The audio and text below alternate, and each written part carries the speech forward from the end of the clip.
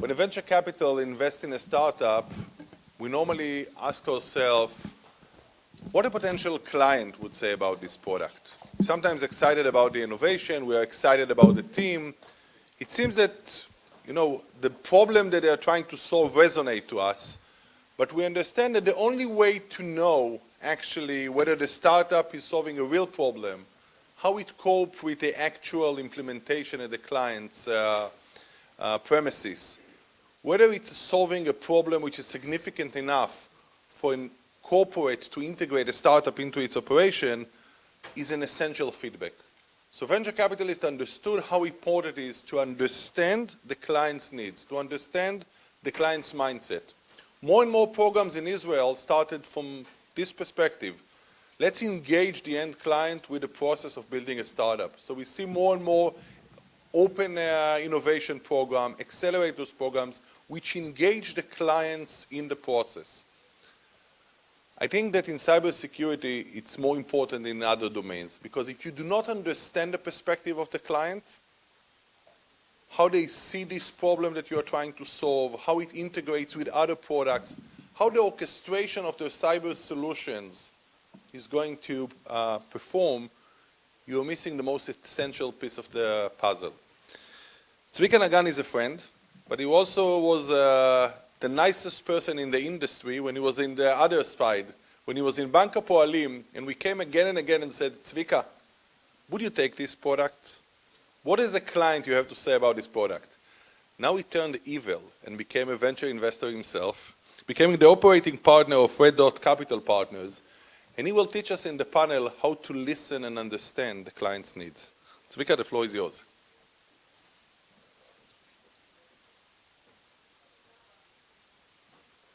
Thank you for the kind presentation and for stealing my opening words also. Actually, the name of the session here is Understanding the Client's Needs, but this is the wrong name. It should be Show Me the Money, okay? Because we're going to have here 4 individuals who all are on the buy side, and all are going to share with you what their view of cybersecurity startups, Israeli cybersecurity startups, and how they can improve themselves in the selling and marketing cycle.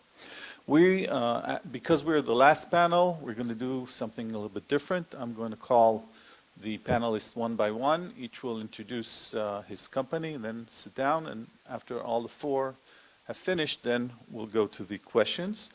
I'm pleased and honored to call my first participant, Ms. Jaya Baloo, the CISO of KPN Telecom. And she was recognized in 2017 as one of the top 100 CISOs globally. So, please.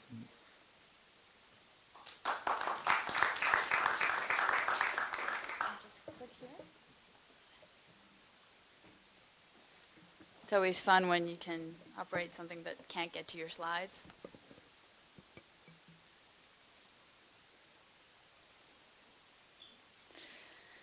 Yeah, so I kind of wanted to cut right down to the chase. As a CISO, you get bombarded from every company on earth trying to kind of proposition you over LinkedIn, offer to buy you lunch, ask you to present at their conferences. I don't know, the list goes on. But rarely do you actually encounter solutions that fit the particular needs of your organization. And you know, I have to be honest, we go out looking for these things. They don't show up and try to like beleaguer you on email and LinkedIn. We go look for them and we can't find. So I thought the best use of my time today is to tell you what I worry about, tell you what I need, and if we actually are in this process of being able to create new startups or create new solutions on the basis of some of these themes, then we could be in a better place for all of us. So the first and foremost thing, I work in the telecommunications industry. And you might have seen that there's a little bit of this like rumble around 5G. And the reason of this is because we have no clue, in general, what the hell we're buying. We have no idea. We have no ability to actually fingerprint some of the hardware and solutions that we take into our companies. So the first thing that I would like to ask for is a way that you could actually have a fingerprint of all the hardware and software that you buy. Because we are not getting this type of open bill of materials from the vendors that we buy from. And I don't just mean, tell us, give us your code. I'm talking about what type of open source libraries do you integrate with? I'll give you an example. You might have heard of the company, well, you will definitely have heard of Cisco. So when Heartbleed happened, for example, we were stuck for almost 24 hours without understanding which of our vendors actually integrated with OpenSSH. They didn't know. Cisco didn't know. They didn't know which of their products actually had that default functionality within a Cisco stack. I'm going to go on to the next one. We are all about, in mobile, doing virtualization, specifically around software-defined networking and network function virtualization. But the fundamental thing is virtualization brings about a lot of good security features. It's really good when you virtualize some of your apps and some of your functions. However, when you are virtualizing your security functions, so when you used to have like a physically separated firewall and now we're putting the whole bloody network in a single box, including the security functionality, then all of the trust around that virtualization depends on that hypervisor plane. How do we know, how do we verify the integrity of the hypervisor specifically for security virtualization? Right now we don't have a really good solution to that. Another one, everyone's, we're using antivirus all over the bloody place, everywhere, yeah? On the host, on the network, all over the place. But the question is here really of efficacy. When we talk to our vendors, very often they're like, "Oh, you wanted us to also protect you against ransomware for your customers?" Well, that's not really something we do. And I think this is a real sort of drawback. Antivirus doesn't cover the gamut of the potential types of malware that they should be covering. I'm going to just keep going. We have this trickle-down effect of vulnerabilities. As legislation changes, GDPR is great, yay for the EU. But it's just a start, because the only thing that GDPR resulted in is more regulation that was a bloody administrative exercise rather than any true improvement in privacy and security. And when you take a look at the other legislation that's in the EU, like the EU NIS directive, all they give a crap about is protecting, industry, so telecom, healthcare, transport, but they're not actually looking at the relative amount of responsibility placed to hardware and software vendors. So the NIS directive says everybody needs to get their security sorted from all of the different industries. The only people that don't have any obligation under the NIS directive are hardware and software. So in other words, the makers of all of the bad things don't have any responsibility to provide information security according to the EU. This is crazy. So when you take a look at vulnerabilities, and we all know that there is a white market and a black market to buy 0 days, what you see is that they trickle down. They trickle down from the use of these 0 days by state-sponsored attackers all the way down to the teenage kid that can also use them for conducting all types of havoc. And I think that we need to have a better understanding of how those vulnerabilities work and what that trickle-down effect is, because right now the type of legislation that we're looking at in the EU, past the NIS directive and past GDPR, are things like hack-back regulation. In which context is it okay for a telco to start hacking back against potential attackers of its domain? I think it's going to be a place for chaos initially, but this is the type of legislation we are looking at. So I think I would like to have a relative security solution there. We're talking about all the time about reducing the window of opportunity, not eliminating the risk, but just trying to be quicker in terms of detection and response for the attack surface. I'm not even going to go into IoT SCADA, but I think it's relatively clear that we have an OT space that is less effectively protected than some of the other attack vectors that we traditionally look at. SCADA is an entire mess on its own. And then when it comes to personal devices, the statistic you heard from the World Economic Forum person is not incorrect. We have a host of personal devices entering the business space, and we want to see how do we protect those things better. A huge bugbear is when you want to find malware and you're not only looking at a specific host, but you want to look across the network. Right now, we have no way of dumping memory. There's a great saying, malware can hide, but it always needs to run. And if it's running in memory and you continuously have a snapshot of memory analysis, then you have a better idea of when there are changes to it that could detect the presence of some malware. I would love to see companies trying to figure out how to dump memory from all different places, have a memory layout. Like take, for example, routers security. We had a huge international hacking incident at a telco in Belgium, the Belgacom incident, and the biggest thing that would have saved them were had they been able to take a look at all of their Cisco routers, dump memory from all of the different versions, and do analysis, they would have found the malware much earlier. Another thing is around mail security. We have a whole bunch of protocols to protect mail, but I don't think we're actually going to be doing anything unless all of the mail vendors have a way to be able to recognize evil and malicious domains. So we can stop your brand from being phished, but we can't stop anyone else from actually receiving phishing. And I think the burden of proof there should be on the mail clients. Intel sharing enrichment. We do all types of things with MISP, STIX, and TAXI. However, giving IOCs or getting IOCs doesn't mean anything if we don't also have the ability to enrich them automatically. Finally, Johnny can't encrypt. And that's been a problem for years, so we need to have a much better solution for that. And finally, the quantum attack. I'm not going to go into detail, but we have a quantum session, and there, yeah, I will. Thank you. Thank you, Jaya, for answering all the questions that I had. You forgot to say one thing, what KPN Telecom is. Not everybody knows. Oh, we're just incumbent national telecommunications operator. So Okay. we are the country operator for the Netherlands. So moving from telecom to insurance, I'm honored to invite Mr. Shinichi Urakawa. I hope I'm pronouncing that correctly. Director, Managing Executive Officer of Sompo. Sompo is a very large Japanese insurance company. And Mr. Urakawa will be talking a few words about Sompo and joining our panel. Please.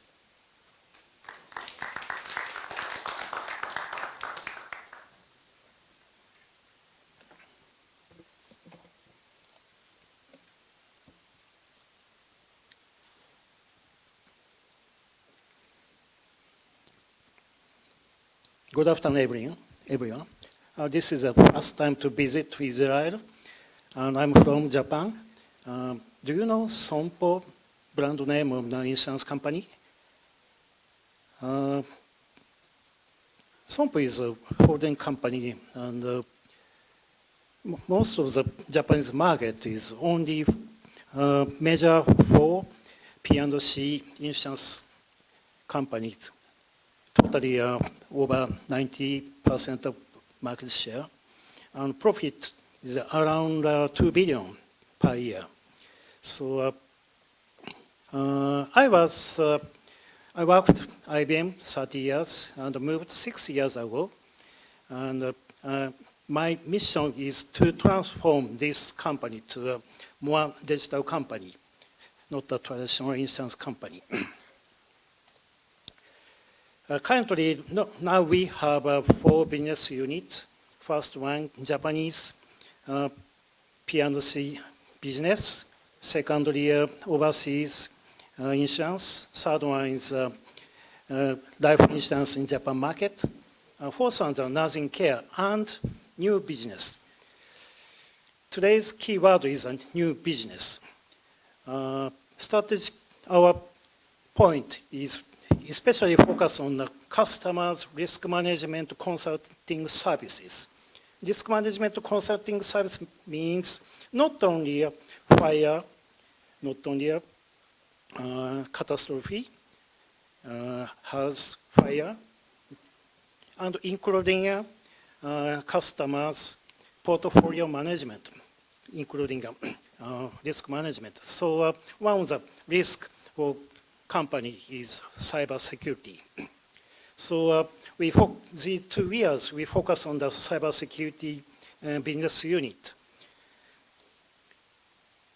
And one point to realize our digital transformation, ourselves and our customers, we made a Sompo Digital Laboratory at 3 sites. First, we established in a Tokyo site Sompo Digital Lab Tokyo. Secondly, 3 years ago, I established Silicon Valley Digital Lab, and last year, we established the Tel Aviv here. Why we established here? This is a focus on the cybersecurity. This is one of our priority to focus on our new business, to use many of excellent engineers from this country. And my long IT experiences. This is the first time to visit here, but these 2 days, I'm so impressed your country's high skills and expectation. And as you know, Japan and Israel is a long-time good relationship, and we will focus on this country to work with not only these 2 countries, but also globally to expand our business.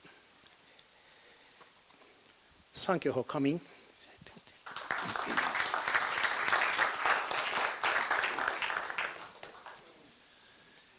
The next individual I'm going to call is Ken Schneider. Ken Schneider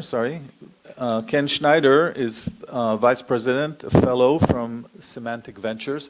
I saw you guys up there with the sign, Symantec, please buy me. Please take that sign off. It's not appropriate. So Ken, please join us.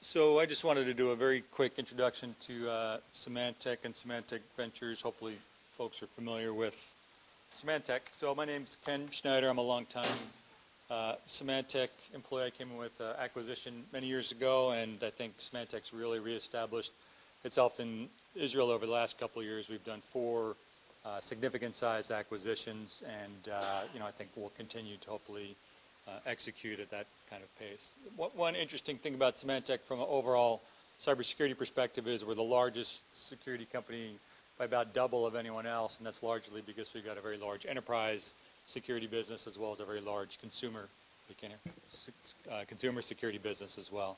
On the consumer side, the strategy is really around protecting our consumers and their digital lives. So we now have identity theft protection as a big part of that solution.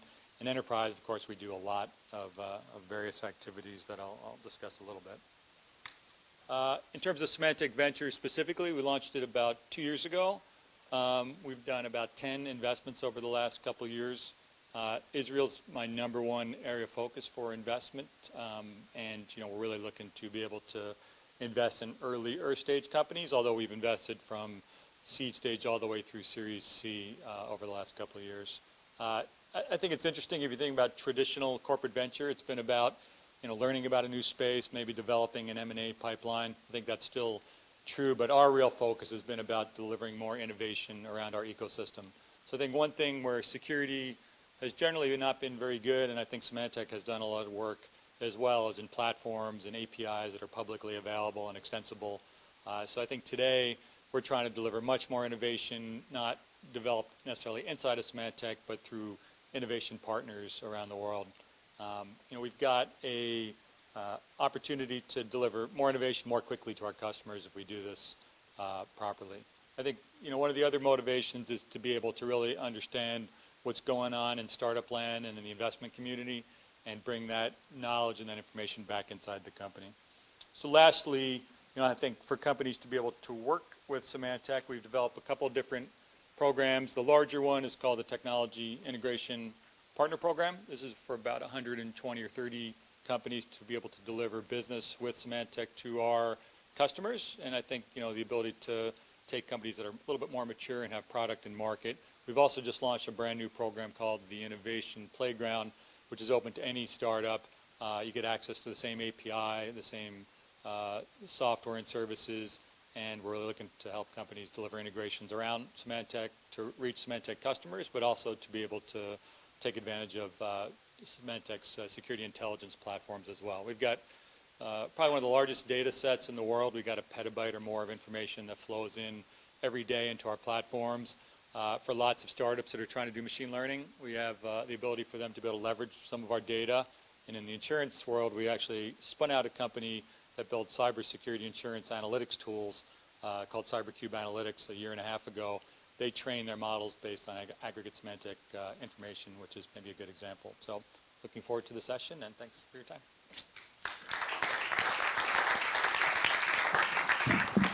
Our last panelist is from the banking industry, from TD. TD is a big Canadian bank. Nir, where are you? Oh, here.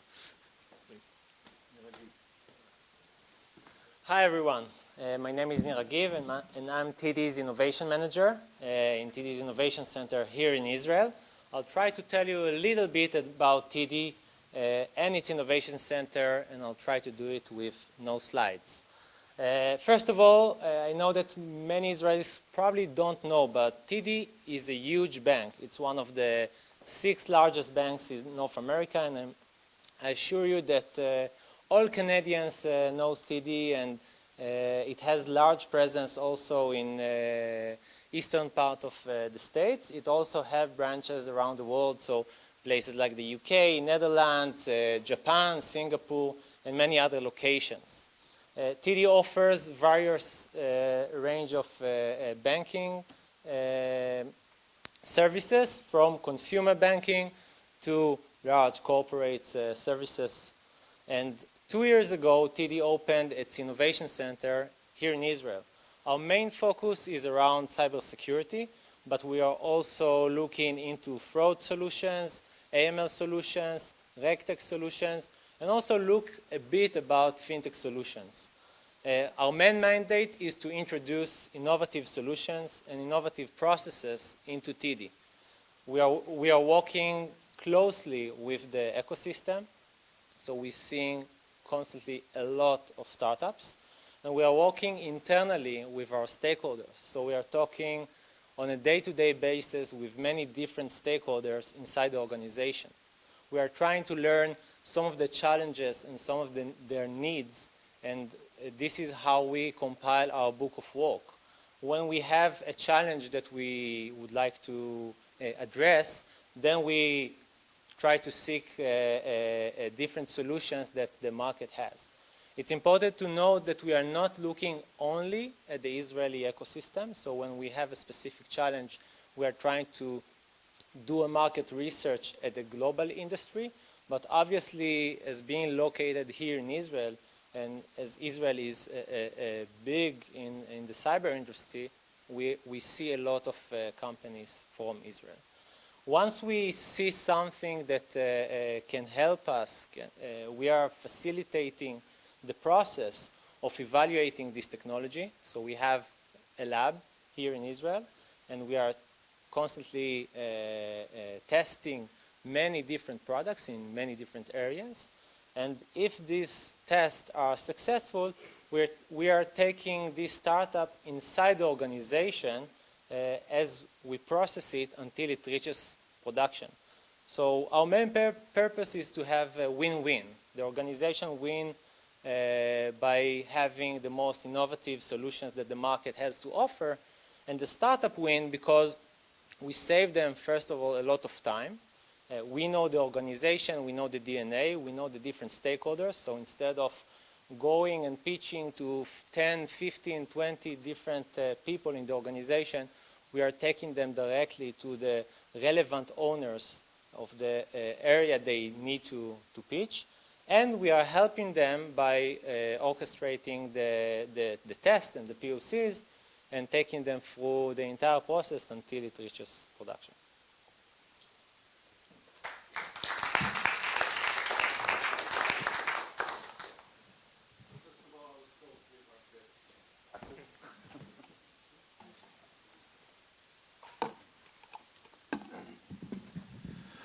Great. So we really have a variety of industries here, and actually I'd like to kick us off by asking you, Ken, From your view of Israeli startups, how do you see the maturity of their, not the technological pitch, but the sales pitch, the marketing pitch? Maybe say a few words about that. Yeah, I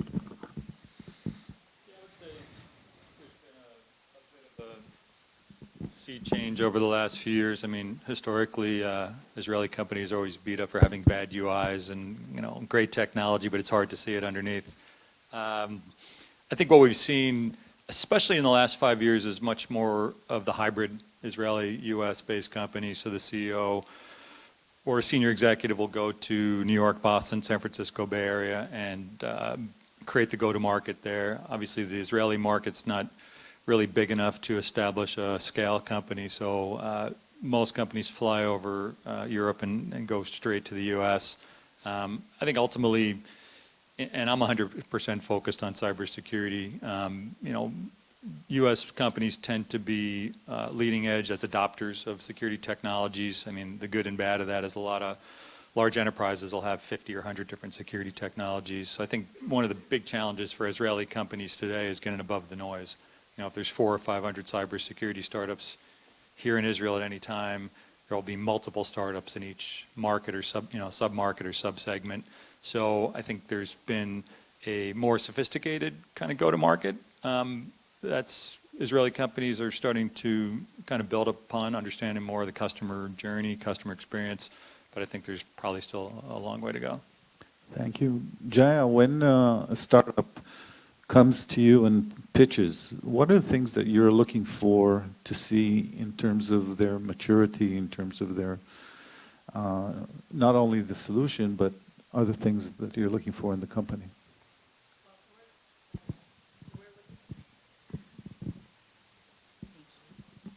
So we're looking for not just the solution, and you know, a lot of the times the initial pitch deck is just marketing, and then we want to kind of get further, and we want to be able to see how transparent the solution is, and then afterwards we really look at the team. So we take a strong look at who are the founders, what are the engineers like, what's the longevity of the unit, and those are the kinds of things that are really important before we would enter. We also have our own ventures unit, so a lot of the things that we want to try out that are really experimental, we also pitch to our own ventures unit. Okay, thank you. Urakawa-san, could you perhaps share with us what is the best way for startups, Israeli startups, to approach a large insurance company such as yours? In our environment, we prefer a startup with major capabilities, with already have some experience in other corporations, and since it's complex challenges, as I described before, so capability to integrate without meaningful complexity is, of course, a big advantage. And in Japan market, if probably you don't know that in detail, but our challenge is very big, and now we huge size of economic growth is still growth in the Japan market, and you have many opportunity to join Japanese companies with us. Thank you. Neil, which areas today is TD focused on in the realm of cyber? We have plenty of areas that we are covering in the recent months, and we are also working on few new areas. So I'll give few examples. We recently tested various deception technologies to enhance our detection capabilities for APTs and nation states attackers. We also looking for breach and attack simulation tools, so things that would enhance our capabilities to continuously monitor our posture and our security controls. We are also looking for fraud solutions, so things around payments frauds, and we also look for solutions around data security. Thank you. So basically for all your startup guys out there, they're buying everything, if you didn't understand. So Jaya, you actually gave a pretty scathing introduction in which you explained to us why we're doing our jobs wrong, in a way.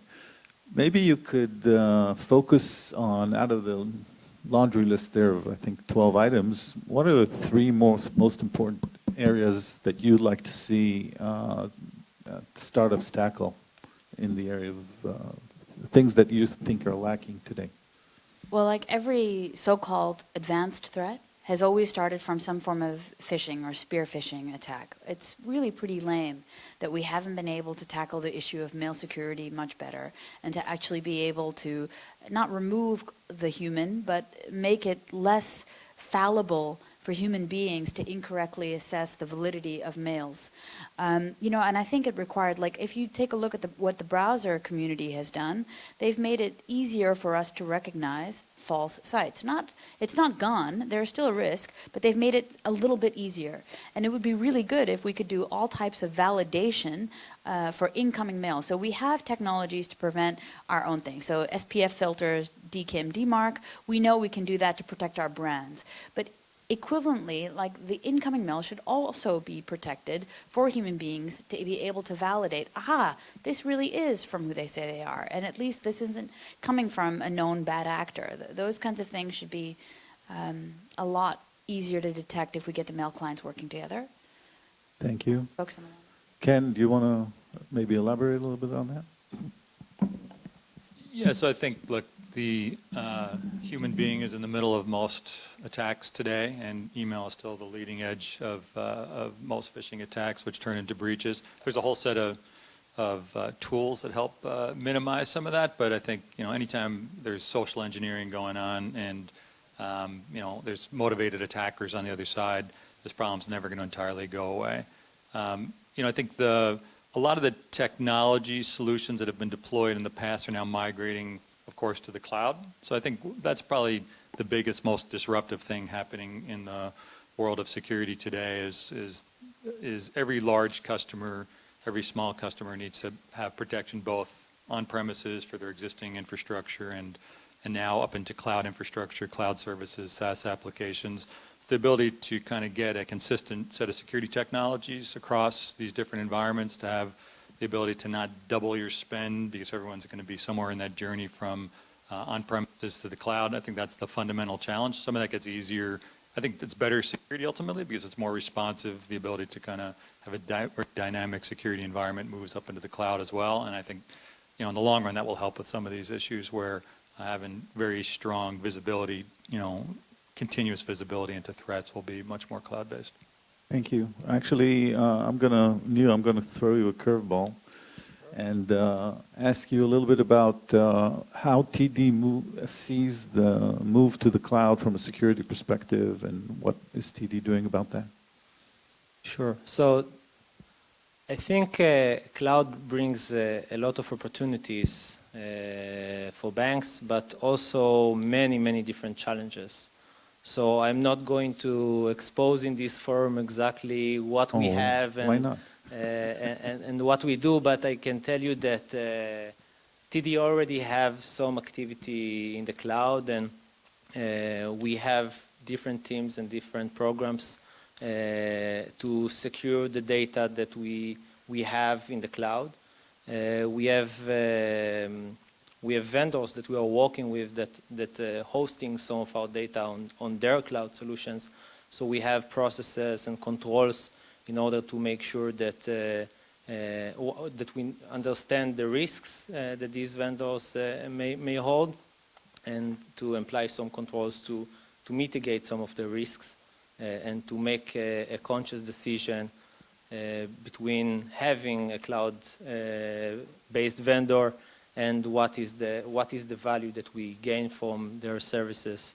But this is a journey that TD is having I would say these days, and probably it's not going to disappear in the near future, but we are constantly working with different vendors and solutions in order to create the right architecture, so the next cloud services that we'll consume will be way faster and easier for us. Okay, thank you. Mr. Urakawa-san, I would like to ask you, what is the main criteria you apply when deciding if a startup is relevant for Sompo?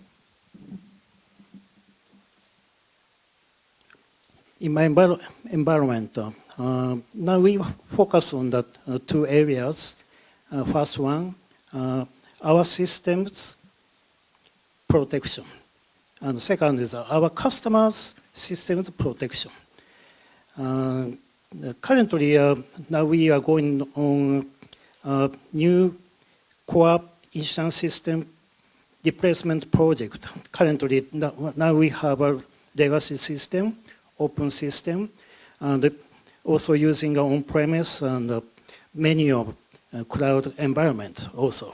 So if we shift legacy system to a new open world by using Java or etc., it will face new cyber risks. So it is a very good opportunity to widen our protection by using new technologies.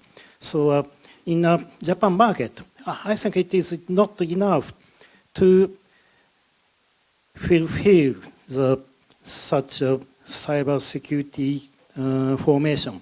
So we expand now. We're expanding not only U.S. market but also Israel digital laboratory also.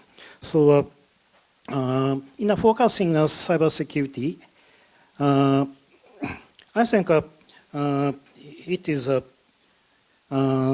something new solution I need. These 2 days I met some of startups and some companies in here. My impression is so amazing story. As you know, Japan is also have many of excellent people and good engineers also. But this country is more and more amazing engineers and companies I found. So you have many opportunity, not only in US, AP, EU, also in Japan, the Asian market. So I'm a high expectation your country. So, thank you for that.